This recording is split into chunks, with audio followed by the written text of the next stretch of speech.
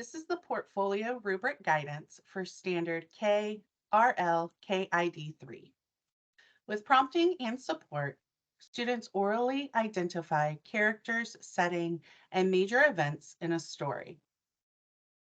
The text used for these assessments should be a narrative text. It should not be an informational text. For levels 0 through 5, the teacher is assessing the student's ability to identify the characters, setting, and events from a narrative text the student is familiar with from multiple read-alouds in class. Keep in mind, an event is anything that happened in the story. Major events are the important events that happened at the beginning, middle, or end. This is an oral assessment. Students should be answering questions from the teacher verbally. The text used for this assessment should be a text that you have read several times in class.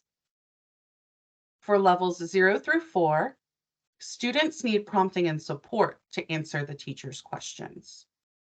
For levels 5 through 7, the students are able to answer the questions independently without prompting and support.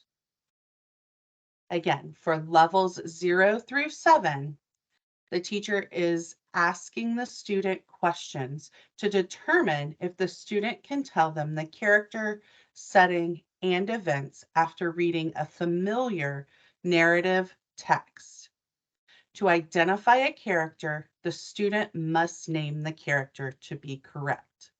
For example, if you read The Kissing Hand and the student identifies the character as the raccoon, this would not be considered correct.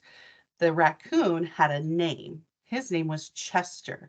So the student would have to identify the character as Chester for it to be counted as correct.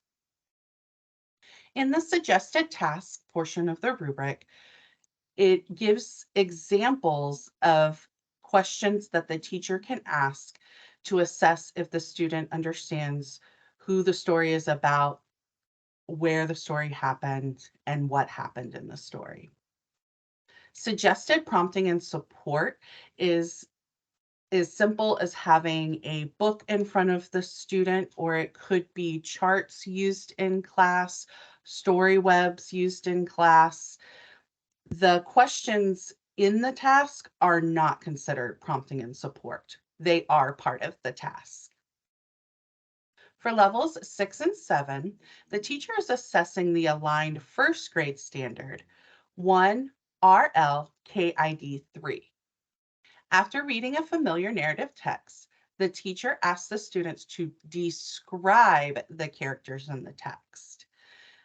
The teacher also asks the student to describe the setting or settings if there's more than one, and the teacher asks the student to describe what happened in the story, the major events.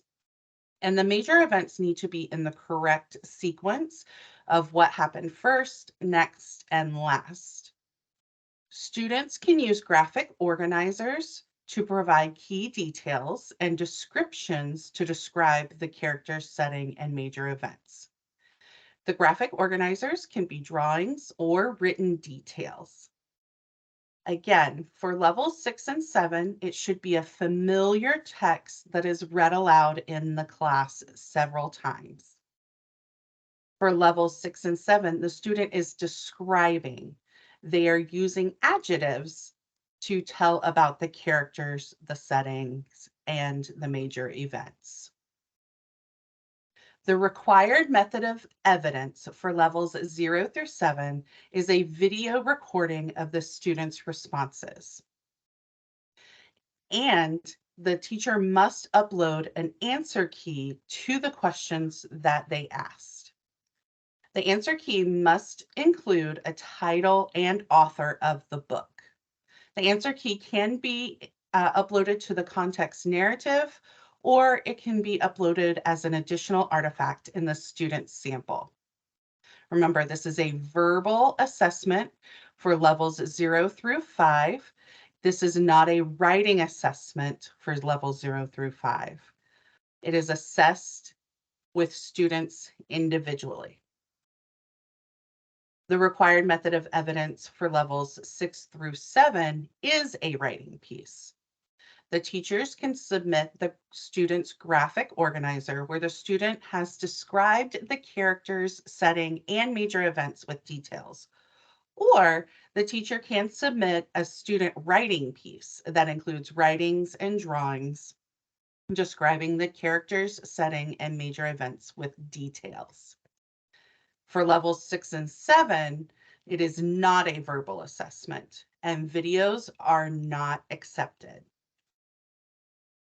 After you have assessed each student, it is time to score their work.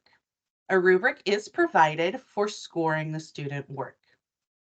The student work receives a 0 if the student is unable to identify any aspect of the text or if the student is off topic. The student work receives a level 1 if they are able to recall some of the details, but they're not able to specifically identify the characters, setting, or major events. The student work receives a level 2 if the student is able to identify one of the following: character, setting, or a major event from the story. The student work receives a level 3 if the student is able to identify more than one character, setting, and a major event from an element in the story from the beginning, middle, or end.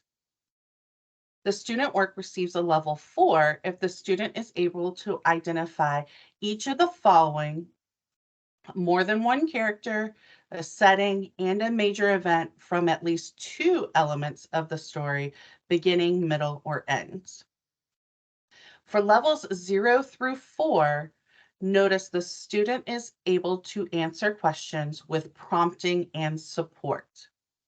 If the student is able to answer the questions independently without prompting and support, and they're able to identify more than one character, the setting, and a major event from each element of the story, the beginning, middle, and end, then the student work would be able to score a level 5.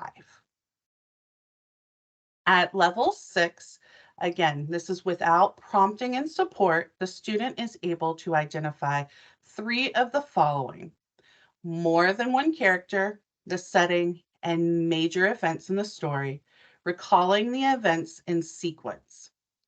They are using a graphic organizer or an individual writing piece to answer questions, and they should include written details about the character, setting, or major event.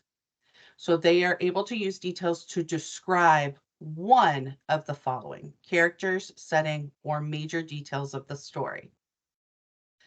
To receive a level 7, the student must be able to independently answer and identify all 3: characters, setting, and major events.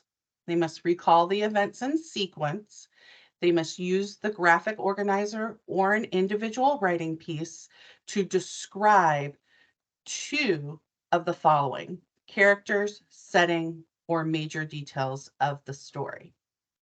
If the student is able to successfully complete level 6 or successfully complete level 7, the teacher does not need to upload evidence from 0 through 5. Again, if the student is able to successfully complete level 6 or level 7, then the teacher does not need to upload evidence from 0 through 5.